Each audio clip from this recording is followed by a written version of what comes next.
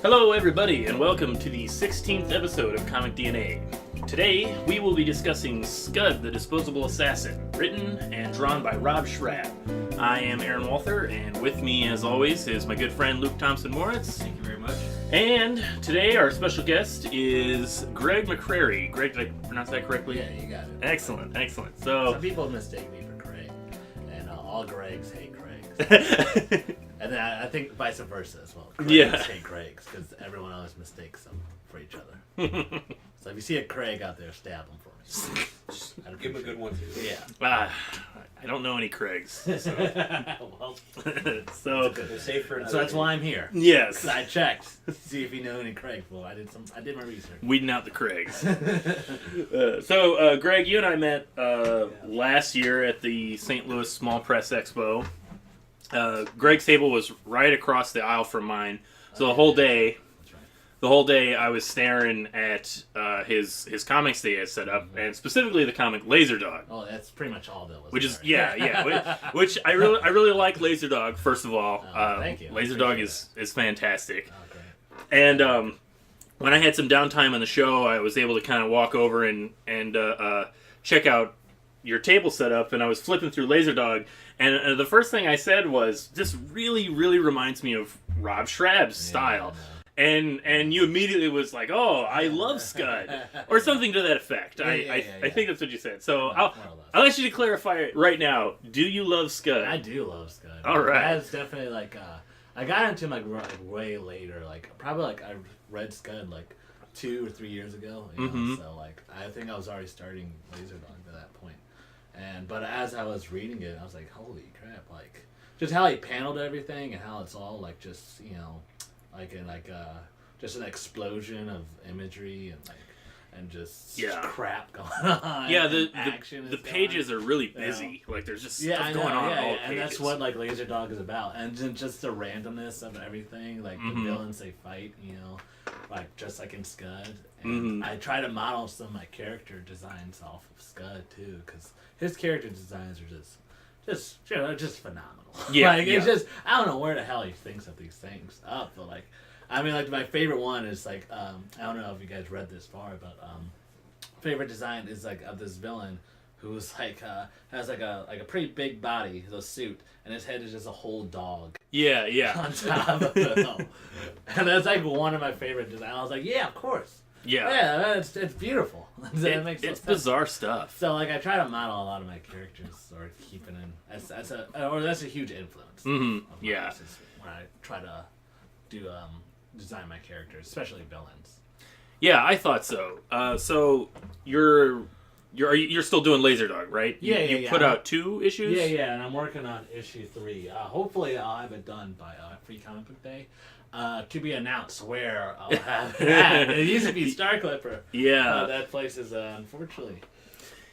Yeah, that was God rest its soul. That was big news. Just happened. I know. Out of the blue for some people. Well, like I was like up there like last month doing the first Saturday of the month where they invite all the artists to draw. It was just me there, and after I was done drawing, I talked to Mike who works there, and I was like, "Oh, hey, I'm thinking about buying this comic." And he was like, "Hey, hold off." I was like, "What do you mean?" He was like, "Well, we're actually closing that up, so wait till the discounted prices." Is what he was like. Right. Yeah. I was like, "Oh wow!" I mean, it was really shocking to me. At least he gave you the heads up. I know, yeah, it was very, very nice of it. Yeah, he was like, "Hey, keep it on the DL." Yeah. All right. Yeah. And I asked some other people, and they already knew it was happening. So I was like, "Oh, I guess it's not that much of a secret."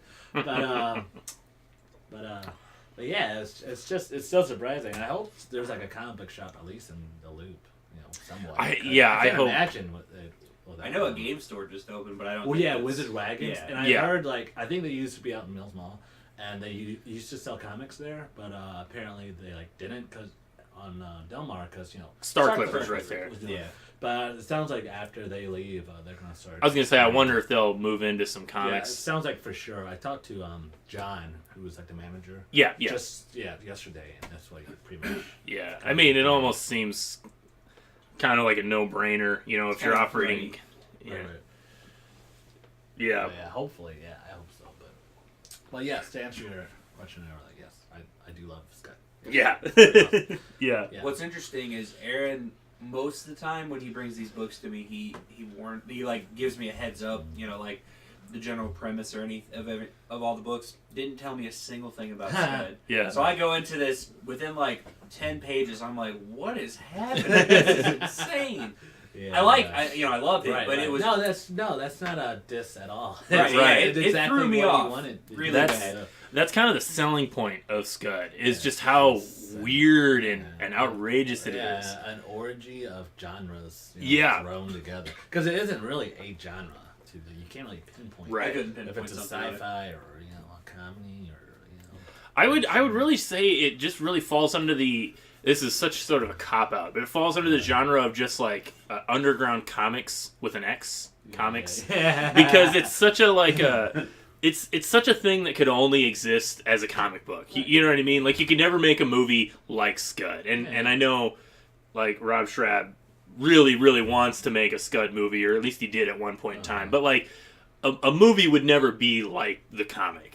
Yeah, I know. Yeah. I'd like to see like an animated show. That's what I'm saying. I think animated would be that great. would benefit more. You can help. Like you can probably digest a lot more than if it was a movie. I could see it as a movie maybe, but I don't know the whole series because it's a lot. It's a lot. It is a lot. Yeah. It would. Well, I think if they did it as a live action movie, you'd have to tone down so much. Right.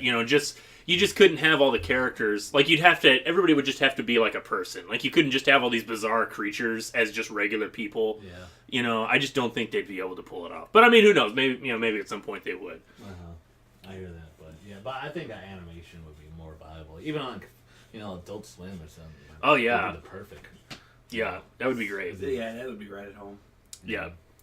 So, Scud, like, talking about, like, getting into Scud. Scud was, like... it was one of the weird books I got into. I was in high school, or it was just before high school when I got into Scud. Wow. It would have been like 90, like 97, 98, like right when it was ending, because like I came in the middle part. Well, the hiatus, because Rob Schrab did 20 issues of Scud, and then I think it was 98 was when the 20th issue came out, and then it went on a hiatus because he. Yeah, for some time. For like 10 years. Yeah. It just ended on this cliffhanger. It was just awful. But it goes on this hiatus, and that was like right when Rob, as I understand it, right when he sort of like moved to Hollywood and started getting into the LA scene, and he was transitioning into this job working in TV and movies and film and stuff. And he pretty much got out of comics completely. And so Scud's like the only comic thing that he's done. I'm pretty sure that's the only thing. Yeah, but like I just kind of stumbled across Scud.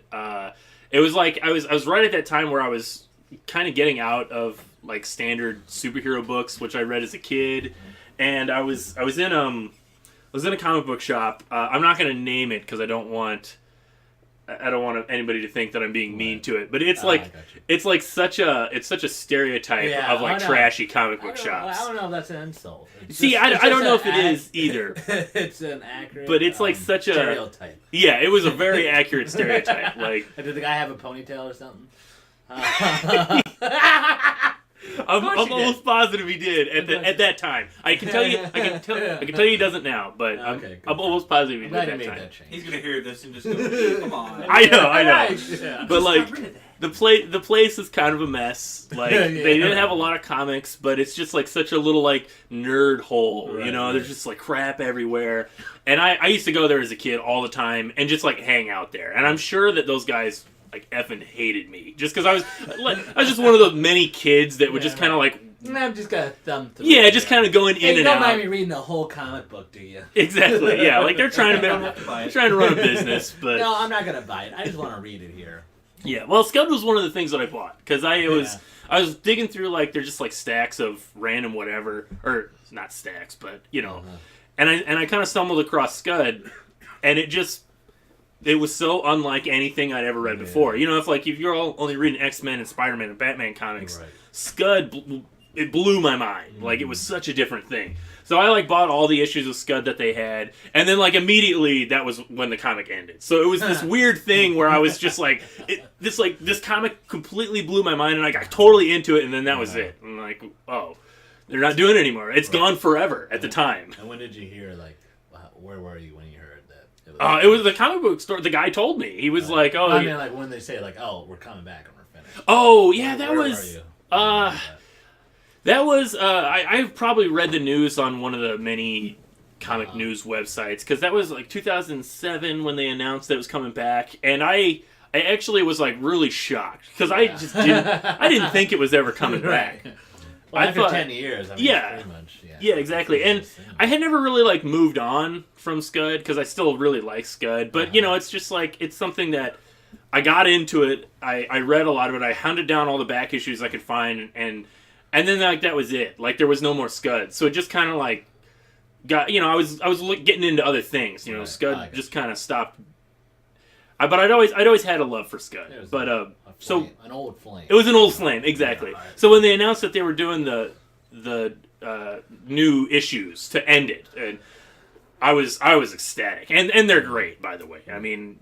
Did you ever read the complete series? Oh yeah. Okay. Well, yeah, like the 2 or 3 years ago. Oh, that would have been after they came out. Yeah, exactly. My friend gave me like he had the whole the big bridge, the whole shebang. The whole shebang. And he was like, hey, read this. And this was when I was working at Six Flags drawing caricatures, and we had a lot of downtime. Let me tell you.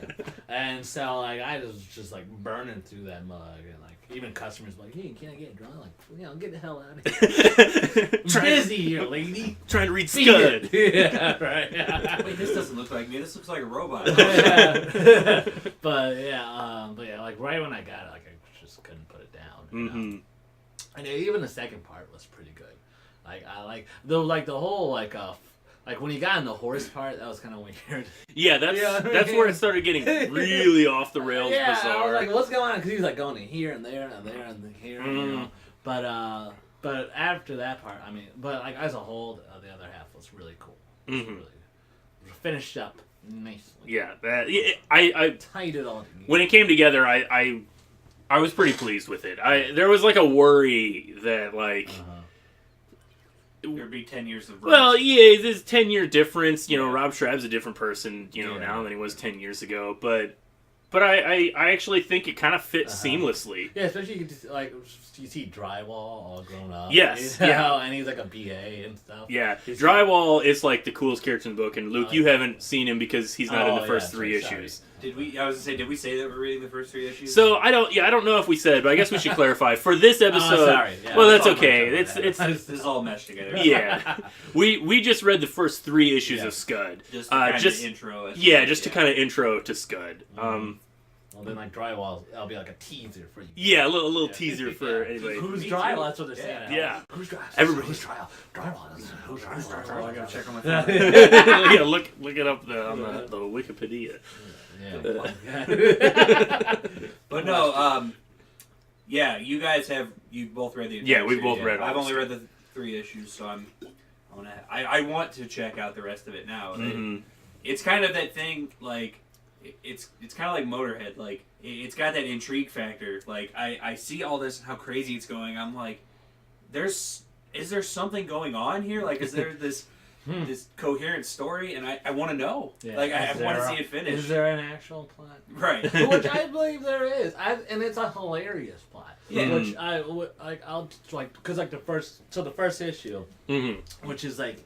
I mean, like, once you hear it, it's so, like, funny and intriguing, and it's which, like, so, I don't know, it's like some alternate universe. I don't even know if it's the future, where it's taking place. It's technically in, like, the near future, because I think the date in the first issue is 2000, which the book was made in 94, so it was, like, it was sort of like an alternate weirdo future. Wow, that's what happens in 6 years, huh? Yeah. 94. Pretty much. Yeah.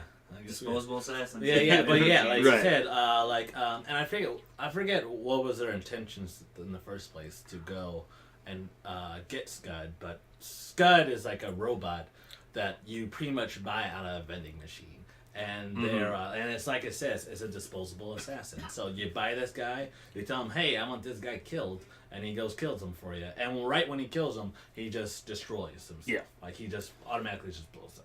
Right. And so, but was there a reason why they wanted to They set up, actually, send him to kill this guy? what it was the main villain, I think, of the series. Kind of main villain. Because the story, he comes in and out of the story, but so it's the character of Spider God, or Mr. Spider God. He's like kind of like the giant faceless head of the CEO. Literally faceless. Literally faceless, yeah, exactly. And he tells one of his workers, his minions, to go kill this project that they've been working on because it's Marvin's Mannequins. That's the name of the company, and they make mannequins, which is weird. And then they've got this division where everything's gone wrong, and they're like, and they're trying to like get rid of it, like sweep it under the rug. So apparently there's something going on. So he just says, just go kill it.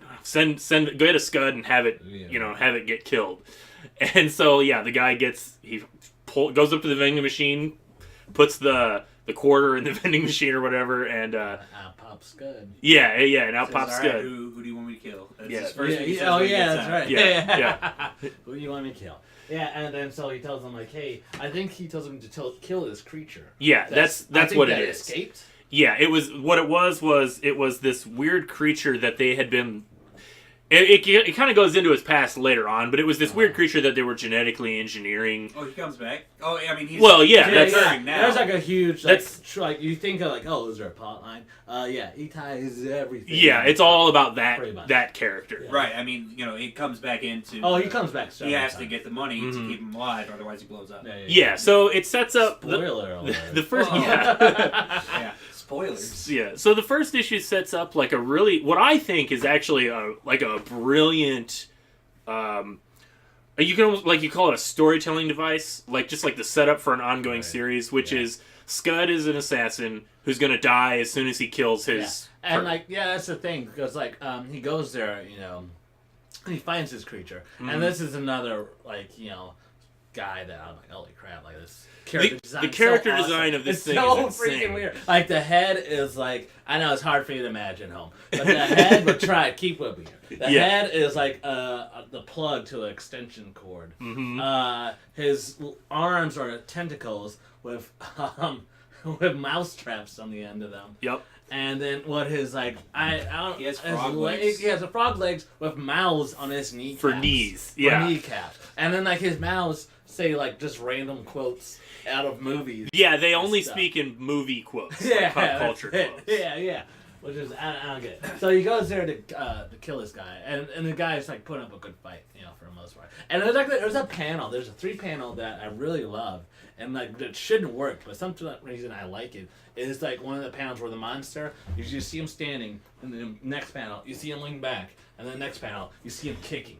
Yeah, I know exactly what you're talking about. I really like that panel because that's something you never see. Almost like an animation, like a frame by frame of what he's doing. Another indicator that would work good as a show. I know, yeah. Or an animation show. Yeah, for sure. But to see that in a comic book and for it to work, and you see that again later on in the series, I'm like, wow, that's brilliant. It's for him to have the balls to do that too. Yeah, Schrab's style. It has this real animated quality to it. We kind of mentioned that earlier. How there's just so much going on the page. There's a lot of movement in his art, and it's panels like that where you just get this 3-panel sequence where it's the whole action. You just sort of see it's almost like you're just watching an animation clip, just like an actual film reel. It's like he's vomiting with purpose. Or something, if you could vomit, but then the freaking 16 Chapel, which is really cool. The vomit trickles down, and there's this perfect. That's pretty much what it's like. Yeah. But anyway, but in the midst of him battling this monster, he notices on the back hey, as soon as it's literal words, as soon as this The disclaimer on his back. the disclaimer as soon as the terminates his target, he'll self-destruct. He'll self-destruct, and then so he was like, "Oh crap!" Yeah. And I think he was like the first robot to actually realize. Yeah. They're like, "Oh man, like I'm gonna die if this guy gets killed." So pretty much, like he pretty much just blasts the hell out of him. And like until the point where like he's on like just on the edge of life. Yes, he's just a torso. He blasts all his arms and legs off. And then like the next like day he goes to the doctors. They're like, hey, set him up on life support. Yeah, exactly. And the doctor's like, well, it's pretty expensive, you know. You gotta, after like a month, you're gonna have to start paying for it. Yeah. That's what he tells them. And so that's when he was like, all right, well, I guess I have to take up jobs. And the only thing he knows what to do is assassin. To kill people. Yeah, he's an assassin. So that's kind of like starts his adventure as Scud the Disposable Assassin. I loved all the various panels in this issue specifically when he realized that when he killed this thing he was going to blow up. Of it was him standing there like James Bond style with a gun with the panel behind him as a backdrop. Yeah, it added like this extra layer of character depth to him for a robot. That's saying something. That's good. Yeah.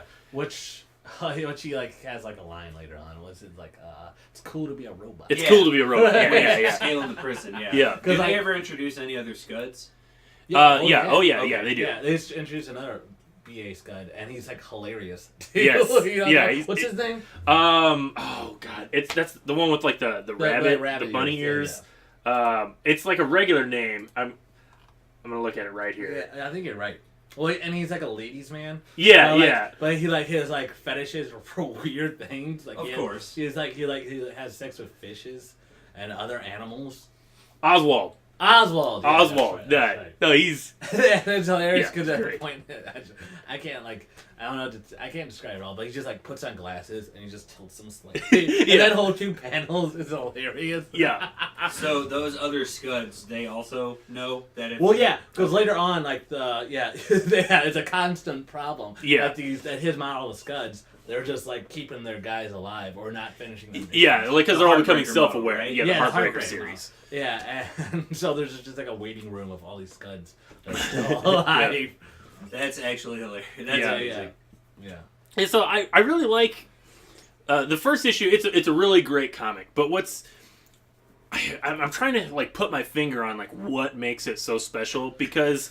Well, I think one part of it is that like usually like when you read like a first issue of a comic, sometimes it takes a while for it to build into something that's... Oh yeah. But like for this one, it's just like bang right out of the gate. Yeah, I feel like the second he stepped out of the vending machine, it was just well, full throttle. There's such an obvious style like to the comic, like it just immediately grabs you, and it's not refined. You know what I mean? Oh, yeah. Like Rob Schrab's art, especially in the first issue. I actually think Rob Schrab. I think that he actually improves quite a bit over the course of doing the series. Well, you can tell, and then like when he comes back, it's digital. Yeah, exactly. Yeah, you can tell there's a little difference, but as I said, it still sort of like seamlessly fits in with all the other issues because he's got such a.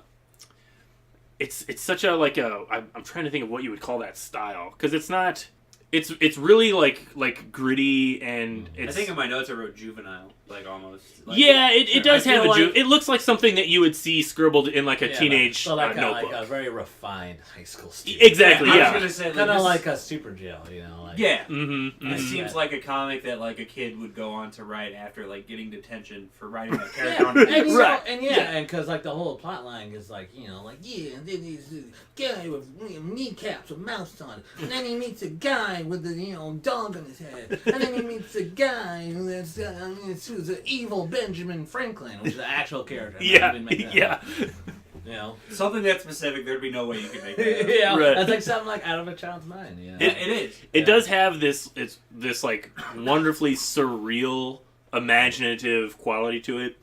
But so like on one hand, like the first issue specifically, it's almost really simplistic because there's not a lot going on. It's just Scud having to fight this monster. Yeah, right. The monster only speaks in pop culture quotes, right. And there's just like lots of like crazy creative action. But on the other hand, I actually think you do have like a lot of really like deep, clever ideas in it, like the whole like a robot becoming self-aware and gaining sentience and breaking his programming, and the whole concept of like having to face mortality, because that's really what it's about. Like he's that, and that's kind of a recurring theme throughout the whole series. That's really what the whole main story kind of focuses on, and what it, because like I mean like. When you get going, like you start, God becomes a character, and you get the afterlife and all this nonsense. And like God's like pretty much like Santa Claus. Too. Yeah, exactly. God is like Santa Claus.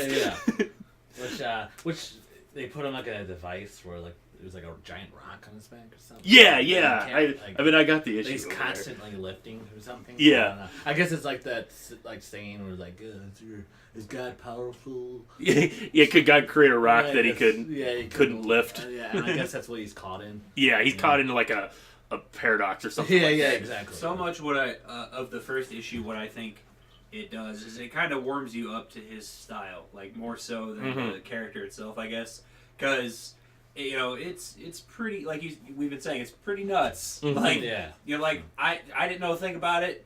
The first issue, I guess, really wasn't anything crazy compared to the second issue. Oh God! Right. The second issue just it gets crazier. Yeah. And that's such an interesting thing too, because the first issue is nuts, and you're reading this, and then it just actually gets crazier. Like it actually like goes like even. Yeah, it's only the tip of the iceberg. Exactly. Which, I guess I give Rob Schrab credit for that. Kind of like what you were saying. Like, right out of the gate, it's so good. And then it just keeps the momentum going. Like, it doesn't ever really, like... Yeah, it's definitely like a roller coaster ride. Yeah. That's a good way to put it. High-speed chase. Yeah. Yeah, it's definitely, like, an adrenaline-fueled comic. We were talking about, like, there's so many scenes in this of just like a whole page with no dialogue. It's all just him doing these big action sequences and stuff, and it's like that's great. Like there's humor in the dialogue, but there's also humor in like the things he's doing too, which is that's that perfect blend. Which works. Like and it's also easy for like a comic to get very monotonous with their violence or their action. Yep. We're like, God, like, it's like case in point, like Bleach or something, where it's just drawn out. Yes. To death. But for this, it's like so much actions in small bursts, and it's tied with very wittily. Is that a word? Witty. with great wit. Well, with great wit. Yeah. It's like something Shakespeare. Wow. Yeah. That's why I'm a writer, not an artist. But like he's able to pull off all this action and like perfectly. That it's like ties together well, and it's not like overbearing, and that's not all there is. It's just action. There's action and great writing and great artwork and great paneling, and Yeah, it's. I think one of the things I really like Scud, like as a comic, is because it is such a. It's.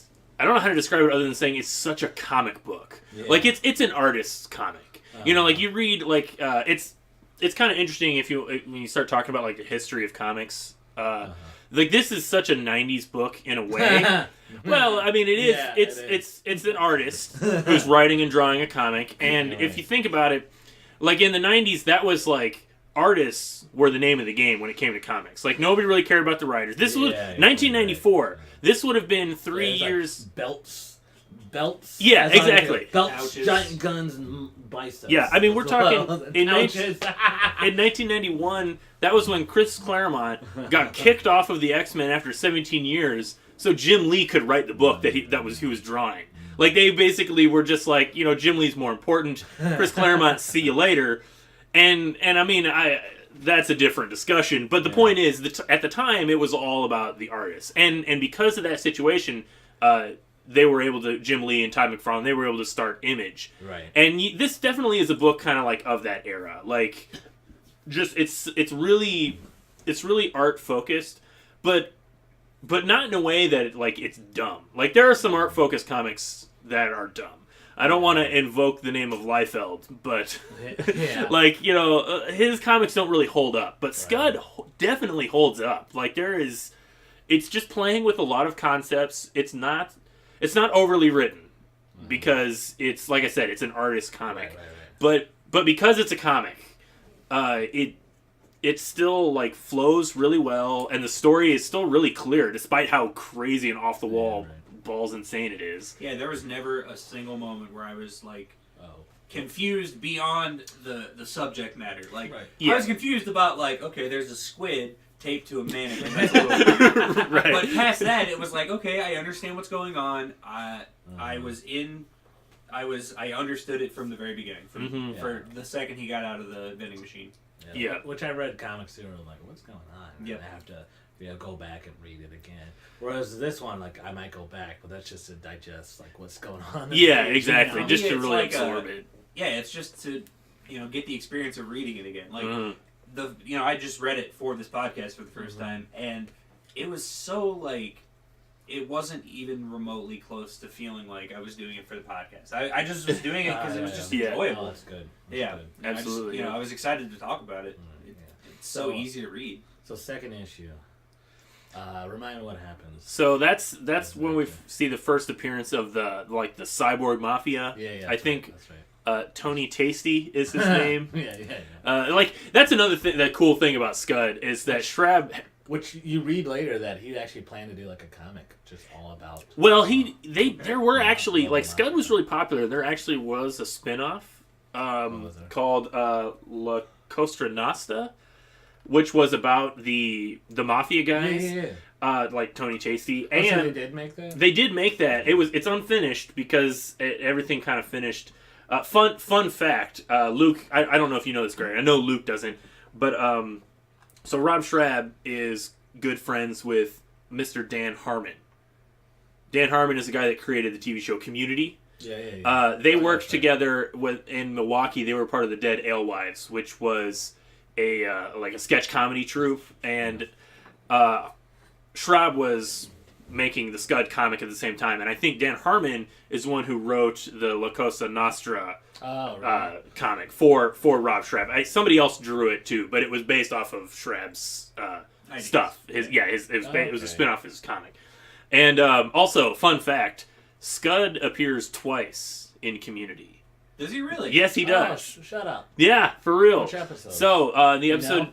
I know exactly what they are. Advanced Dungeons & Dragons. Of course. When they're doing... It's at the very beginning when they're doing the voiceover origin of Fat Neil, and they're talking about all, like, in high school he got into all these nerd things, and they show, like, Dungeons & Dragons manual, and an issue of Scud goes floating by. So it's the first issue of Scud cover. But... in one of the more recent episodes, the animated G.I. Jeff episode with the G.I. Joes, I don't think you've seen that episode, no. Luke. But but in that episode, there's a part where it's a fully animated episode, so it's like a G.I. Joe episode, right. Cartoon episode, and Jeff as a G.I. Joe is like this like hearing, and they're like on trial, and in the background in the seats you can see all these other G.I. Joes and other fake made-up G.I. Joes. Scud is sitting with all the other Joes. Like, they just animated Scud sitting there. Oh, that's funny. That's hilarious. Yeah. You finally got an animated Yeah, so there's animated Scud for you right there. But, alright, in the second issue, the mob hires them, the Rebel mob. Hires them to... hit someone in jail. Oh, it was someone That's right. in jail. There's a guy... That's why he goes to prison. That's why he goes to the prison. Because there's a guy who killed the mafia don's daughter, and they want him dead, but the police caught him before the mafia could kill him. So they send Scud into the prison to kill this guy because the mafia can't get in. I guess. What's interesting too is the dude even notes like, don't make a scene. Yeah, it's so true. That's hilarious. I forgot about that. Yeah. So of course I think he starts to try. No, yeah. You can tell because he gets suit up and he's like in this really cool outfit. He's wearing the black spy gear. That's where the line is. It's cool to be a robot because he's scaling the wall. Right. Yeah, he's climbing the wall. Who would paint a robot red and yellow? Like, that's right. He's gonna break into a prison looking like Ronald McDonald. Yeah, that's right. Yeah, I forgot about that. That's right. That's hilarious. Yeah, so he tries to sneak in, and he's gonna just assassinate the guy, which he does. I mean, he's just hiding out in an event with a giant sniper rifle. Does he actually kill him? Yeah. Okay, how come he didn't blow up then? Because they were saying because he's not. It's not his original. That's not his original target. His original target was the the monster with the plug in the head that is being kept on life support. Okay. So that's the whole running story, is that Scud can freelance and take multiple assignments because he will die if this other monster that's on life support dies. So he has to do everything he can to keep it alive to preserve his own life. Yeah. And so that's what makes him. They do keep talking about that. That's kind of what makes him really dangerous, is because in this world of Scud, the Disposable Assassin, everybody knows that Scuds are dangerous. But as soon as they kill the person they're supposed to do, they disappear. They die. Right. So all the soldiers are like, oh, there's a Scud and he killed what's his name, but why hasn't he terminated yet? Right, that's right. Like, oh, he must be here to kill somebody else. You know, so like they're all scared that Scud's gonna kill multiple people, right. because why else would he still be there? He would have exploded if that's the only person he was there to kill. So I really like that idea. Like, that's a good. Like, again, kind of talking about the themes of mortality. Like, Scud has to kill people to keep himself alive, literally. But yeah, like, so he goes into the prison and he kills the guy that he's sent to kill, and then everything, all hell breaks loose because the soldiers or the police, the prison guards, they like find out where he is, and so then he has to like fight off the whole prison to try and get out.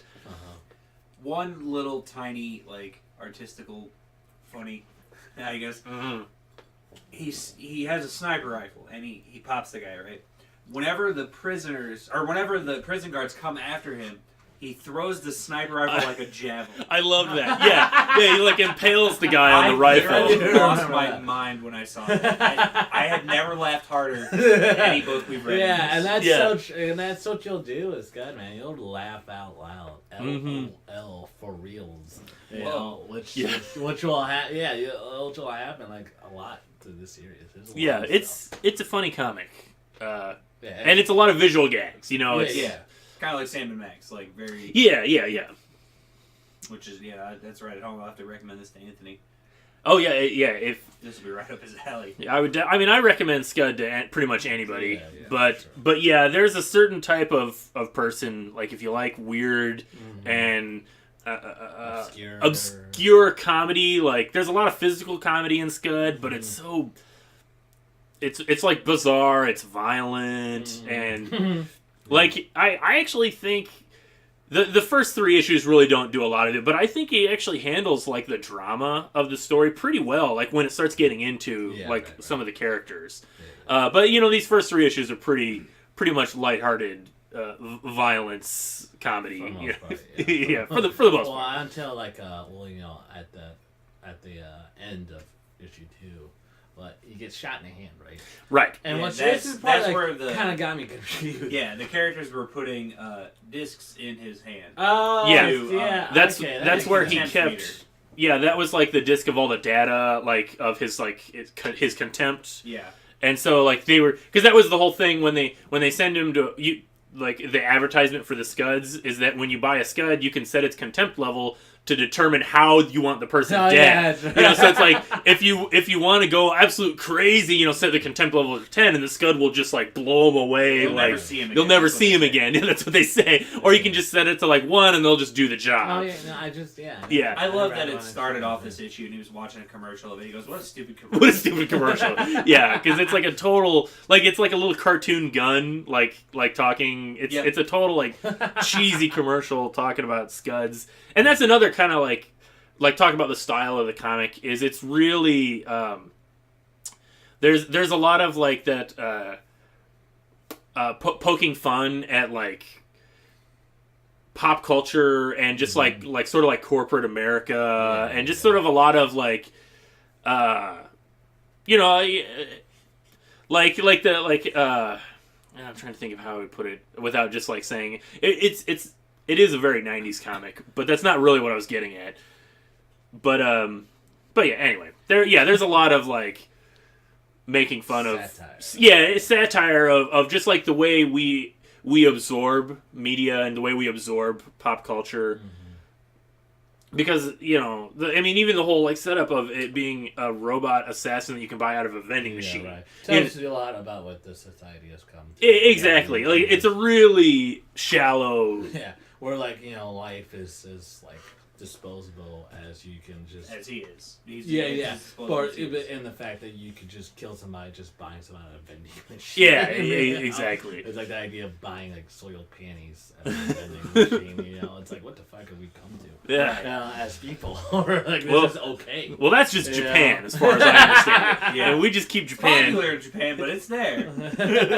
But yeah, like as soon as it starts getting all nuts in the prison, that's when he gets his contempt meter hit. Yeah. And you know, It goes off the, I love off the that scales. I love with the commercial. It was like, yeah, it'll be, you know, put it at 10 and you'll never see him again. It's like in my head, I'm like, it's gonna go to 10. Yeah. It's got to go to 10. Sure enough, it didn't. It went to 15. Yeah, he just keeps going up. Yeah. And then that's like, you know, like I was saying, the first issue was crazy, but not this. Yeah, I yet. know, because that's when he goes. And then this happens, and he paints a smile on his face in blood. Yeah. And I'm like, oh my god, what's happening? And then, like, that essentially just segues into the third issue. Yeah, the third issue picks that's up. the second issue's ending as he goes nuts. And that was, from what I remember, that was like the whole fucking sequences and paneling was really, really cool. Yeah, it was stellar. Lots of really, really good. You know, that was what was interesting, because the first issue I read was the colored reprint. Mm-hmm. So seeing this in black and white, in my head, I can see all the colors and stuff, but I'm like, I kind of like it in black and white. Yeah, I actually think it looks better in I black think and white it's too. better at black and white than it is at color. I don't know if he's coloring him himself. Yeah, I don't know. I don't really know what the story is for like the colored reprint. I mean, the coloring is okay, but honestly, I actually think the comic looks better in black and white. There's something about like Schrab's use of like dark inks and negative space works really well for a black and white comic. Because there's so much motion and there's so many. Everything is in the line. Like there's lots of line work to really kind of control the motion of the page, and I think color, like adding color to that, actually kind of dilutes the almost the intended vision of the page. You could say, it kind of makes it more flat. I feel like. Yeah. You know? But yeah, and then like third issue, that's when he's like calls himself the robot Jesus. Yeah. He takes the barbed wire. And He makes a crown I of am thorns. the line is, "I am Robot Jesus with a laser, and you're all going to die." Which I guess is like at level 15 and just Well, it's like, way nuts. as soon as he started going nuts, And that is like the epitome of being nuts. If someone's like, "I'm Jesus," Exactly. That guy is freaking Every crazy guy on the subway. crazy fever dream. So like, they think of like a robot saying that. Like, I guess they're like, "Wow, this is crazy." I think he's a little off the walls right now. Yeah, as soon as he started going crazy, like I started getting this like Joe Kelly Deadpool vibe, like Oh yeah, you're talking about real goofy Deadpool sort of thing. Yeah, because he's like flipping all over the place. Like, Yeah, no one can get a flipping, beat saying on him. crazy stuff, you know, quoting random stuff and killing everyone. Yeah, there is a lot of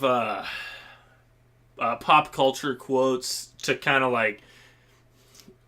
It's like this is a thing that is done really well in this comic, but I also think it's something that other people can do poorly. But it's whenever somebody goes crazy, they just start like quoting something. Yeah, right. You know, like like those like see ya around, kid. Yeah. Like, what's that? I've totally butchered that quote. Casablanca. yeah. What does he say? What does he say? Like, Yeah, Luke, I know you've seen Casablanca, Luke. Right. Don't look at me. I haven't seen it. But like something like as cheesy as that's been oversaid. Yeah. What comes to mind is like Spider-Man when he's always like saying something silly. Yeah. Something goofy. The It feels silly like monologue totally stuff. out of place. You know. Mm-hmm. But like I feel like it's more like I don't know. It's totally because like Spider-Man's like more set in real life. So you're like, oh, that's stupid. Wow. Who talks like that? What type of humor was that? But in here, I'm like, oh yeah, I could accept this. Yeah. He's going nuts right Yeah, now. right. Okay. This is totally logical. This totally doesn't feel out of place that he's saying crazy stuff. You know. Yeah, Right. but I was not prepared for this third issue at all. Because it just goes completely full throttle from the very first page. Because he's nuts, you know. It's just going crazy from the very beginning. Yeah, that's where. So the third issue, he basically fights his way out of the prison, Right. Kills like a bunch of guards, and then steals the semi truck and just drives off the cliff because the prison is on this like the prison is on this like Wile E. Coyote Looney Tunes like desert cliff, like it's just like hanging off the edge, and that's what makes it so like impossible to break into because it's so isolated. It's just on this cliff. Yeah, because Scud even says, you know, the only thing keeping people out is the height. Yeah, Height's no problem for Scud. Yeah, that's right. Exactly. He doesn't breathe. Yeah, so like he drives the semi truck Wile E. Coyote style, like off the cliff, And then he goes, you know, is that going to finish him? And then he goes, that's a 12-mile fall. We'll find out in a minute. And he lands and truck drives shatters, and he just drives off. Somehow the truck also survives the fall. Yeah, and then good trucks in 2000. that's true. It's a future truck, you know. Oh yeah, future truck. Way better than trucks now. That's right.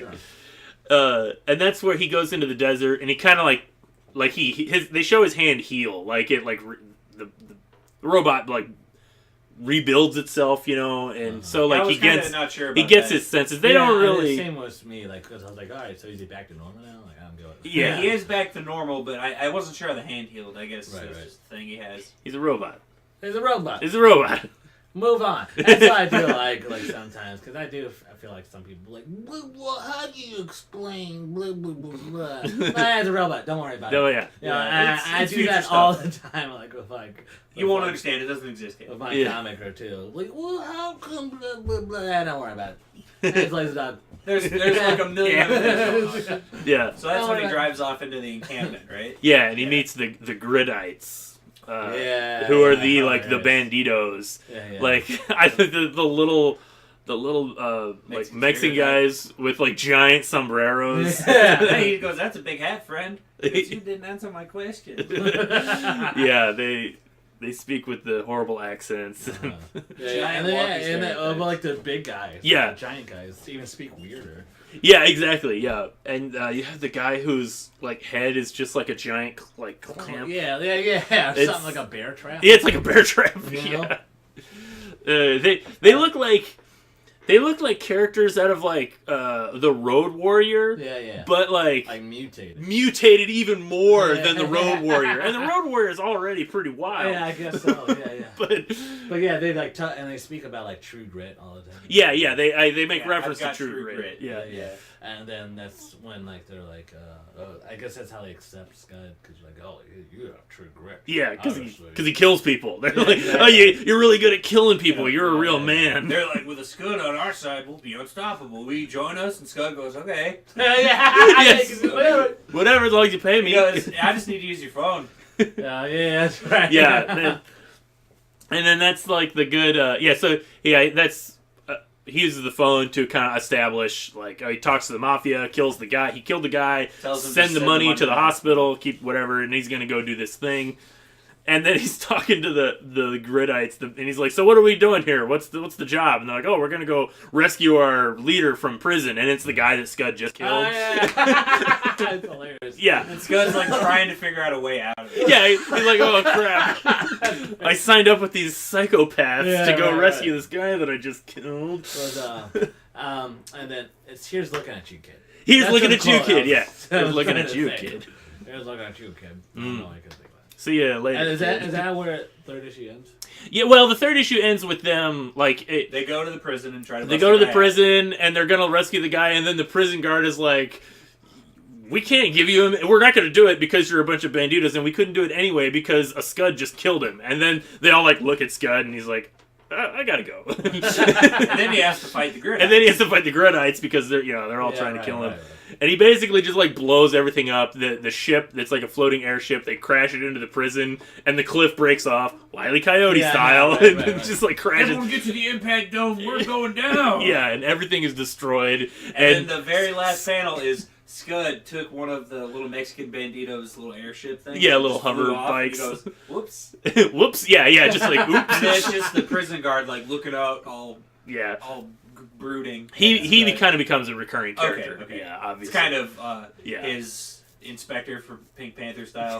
kind of. A little bit. Little bit. But yeah, that's that's where the issue ends, and then it kind of sets up the like absolute craziness of the Scud world. That happen, you know. 'Cause Yeah. There's a lot of like instances where like just craziness is revolving around Scud and just And Scud's like, level-headed. And I'm like, all right, here's what I gotta do. Yeah.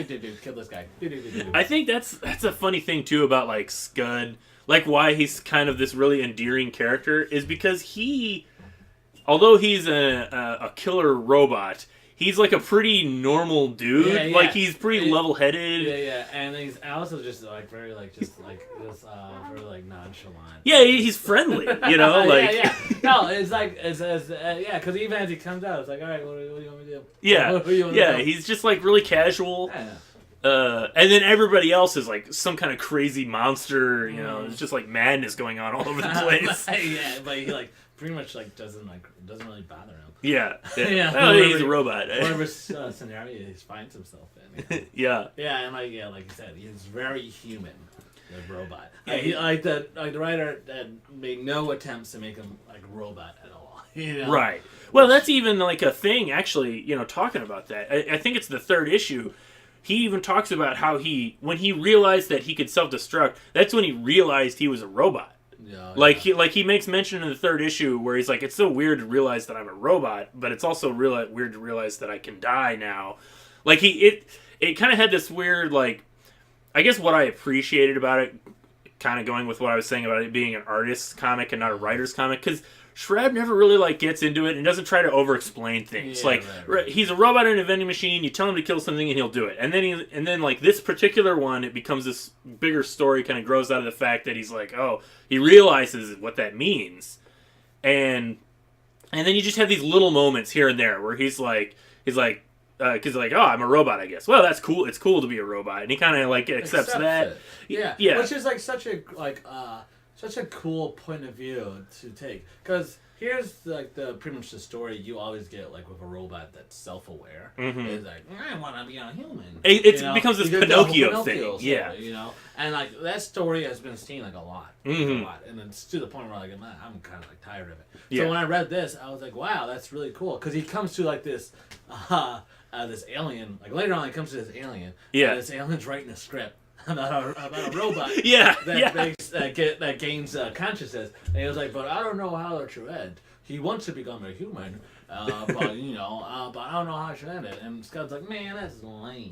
He was like, don't make him try to become a robot. See, my model is being a robot is cool. You know? And he was like, oh, you're right. So like it's just like, he doesn't care to be a human. He doesn't want to be a human.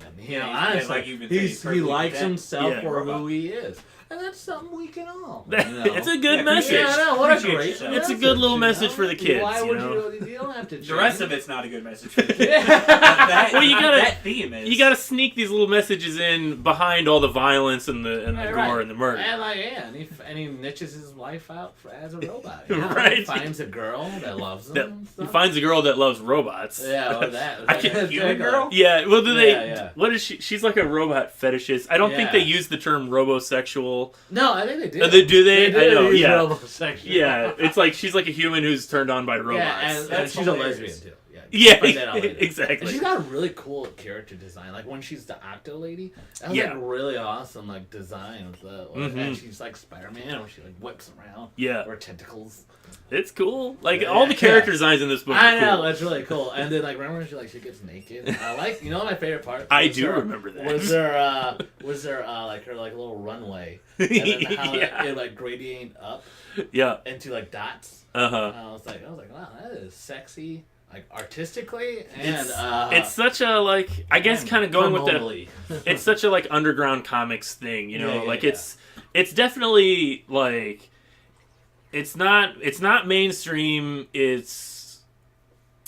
but it's not like it's just like your indie comic. Yeah, it's just such an indie comic, which a big indie comic, but it's well, I mean it is, but I mean, but I'm still so surprised that like a lot of artists who are like into indie comics don't know or like Scud or haven't read Scud. Yeah. Even people who are like in the 90s era, they never read it. Yeah, it would be easy to think of Scud as just sort of like this like short little fad of the 90s, like because there's a little bit of the 90s excess in this comic. Like it's really action, really violent. It's kind of like it's anti-establishment. That's what I was thinking of. It's really anti-establishment, like pro-gay. So there's a lot of this like it's like edgy, but it's never like obscene about anything that it does. You know, I mean, I guess. Because even that scene, I don't think there's any nudity. Right, no, there's no nudity in it. Yeah, you know, right. it's just like it's just. What's the point? That's what I always say. Yeah, right. I don't like this comic. That's- No titties. Nah. No butts. No, thank you. That's what I say.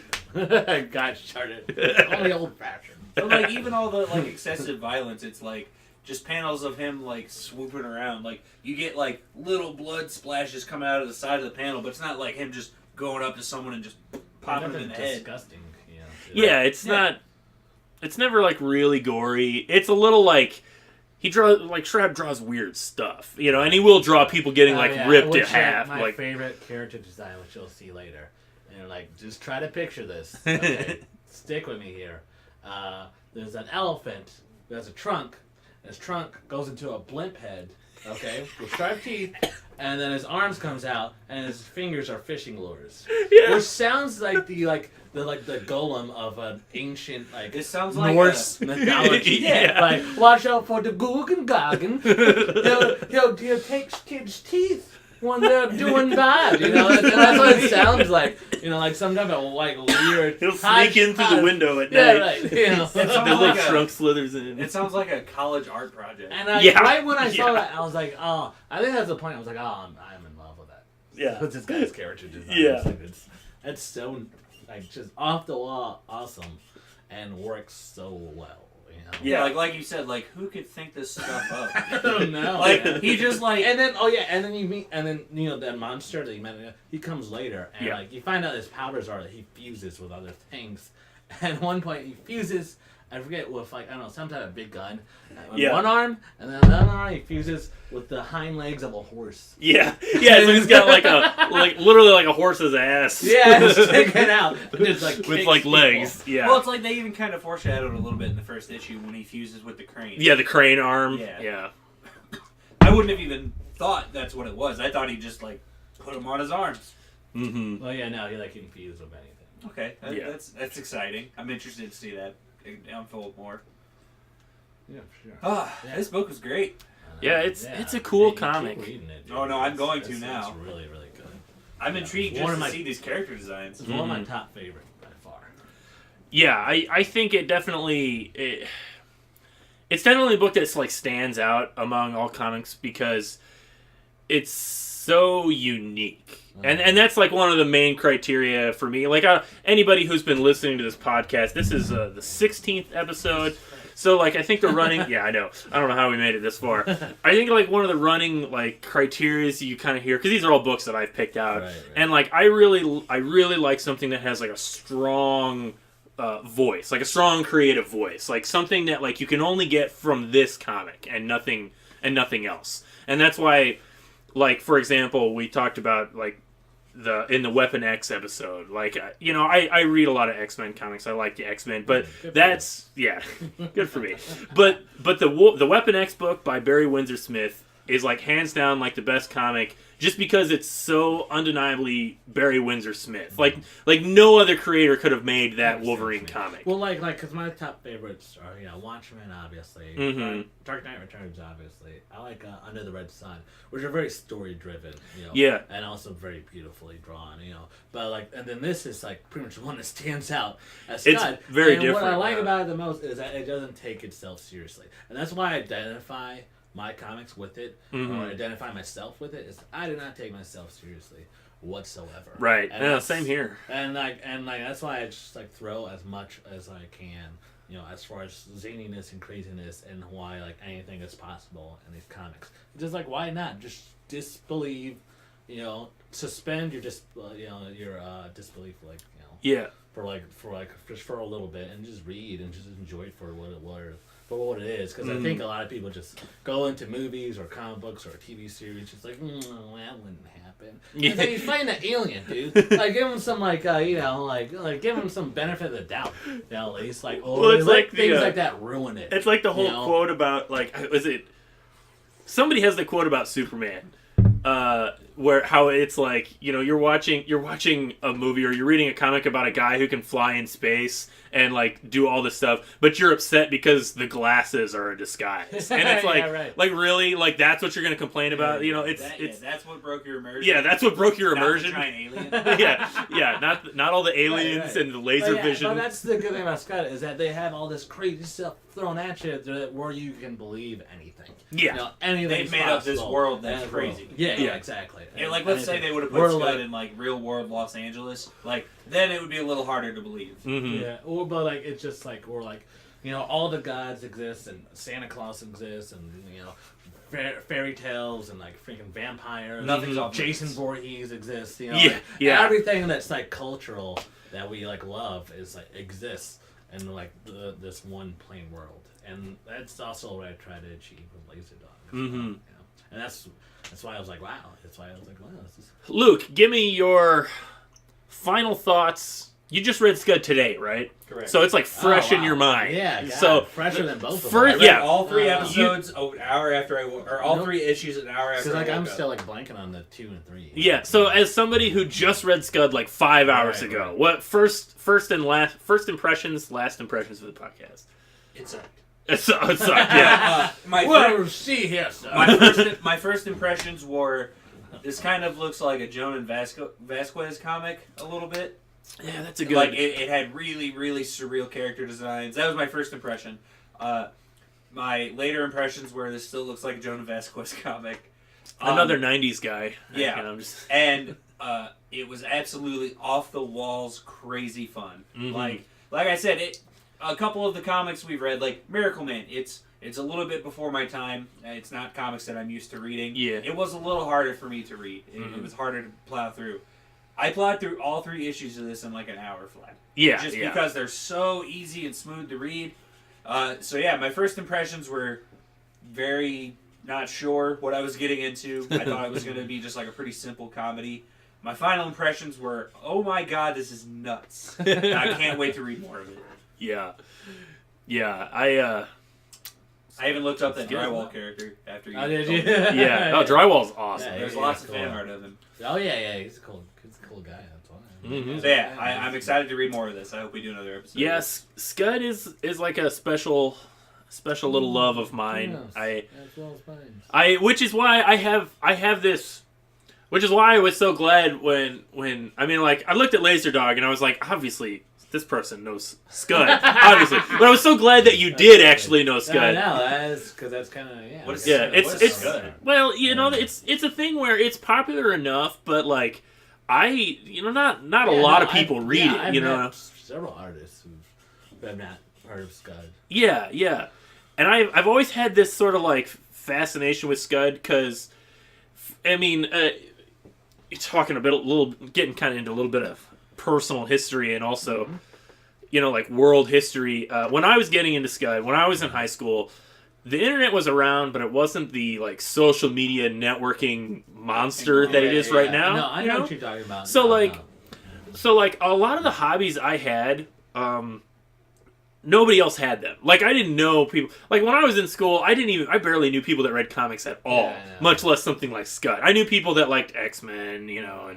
and whatnot. Right. But like my good friend Alex, who was on the Weapon X podcast, that was like initially like we became like instant best friends because it was like, you read comic books? Well, I'm the only other person in school who reads comic books, so I guess we're friends now. Yeah.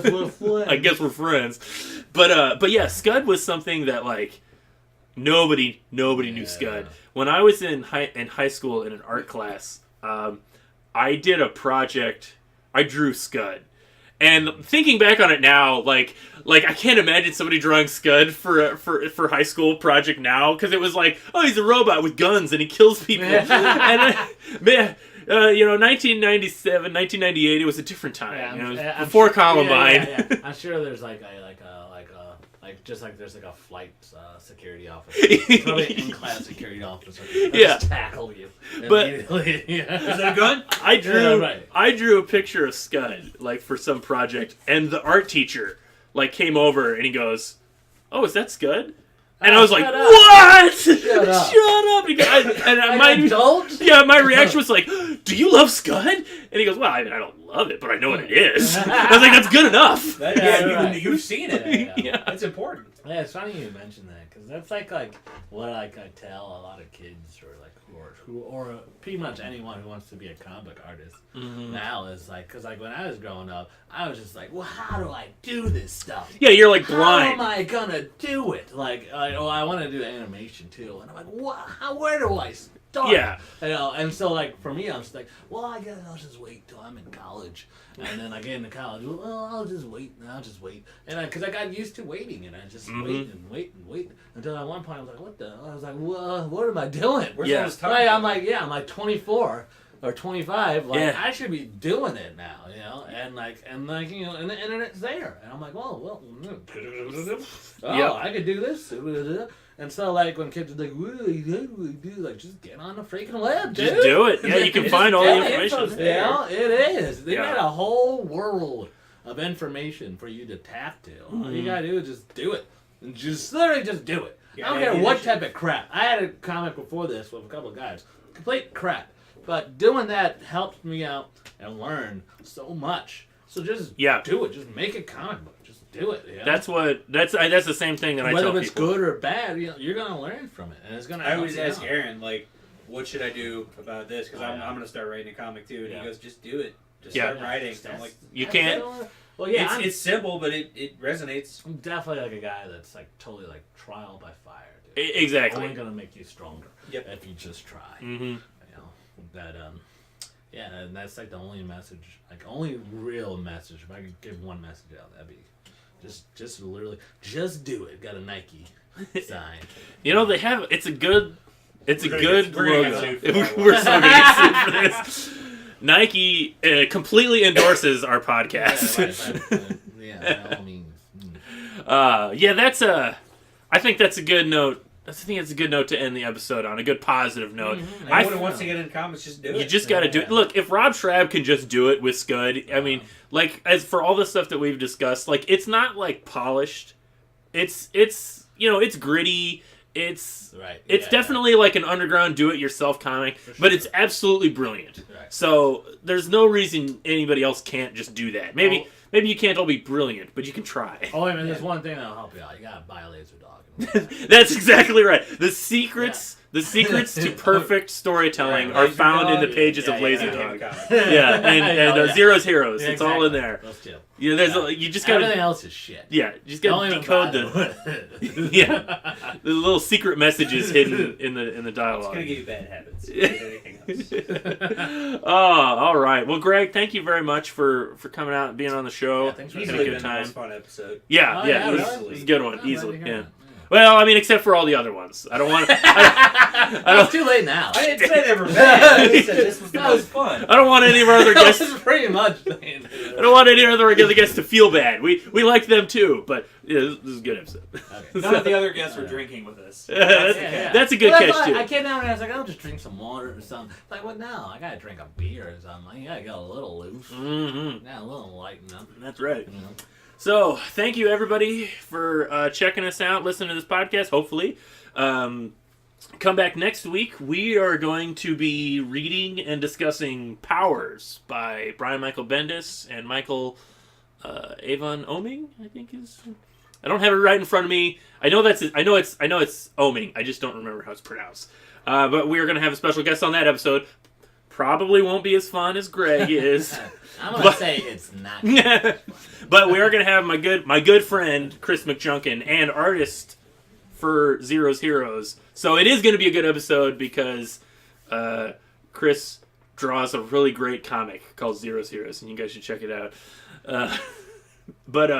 So thank you everybody for listening to this. I'm Aaron Walther. You can find me on Facebook.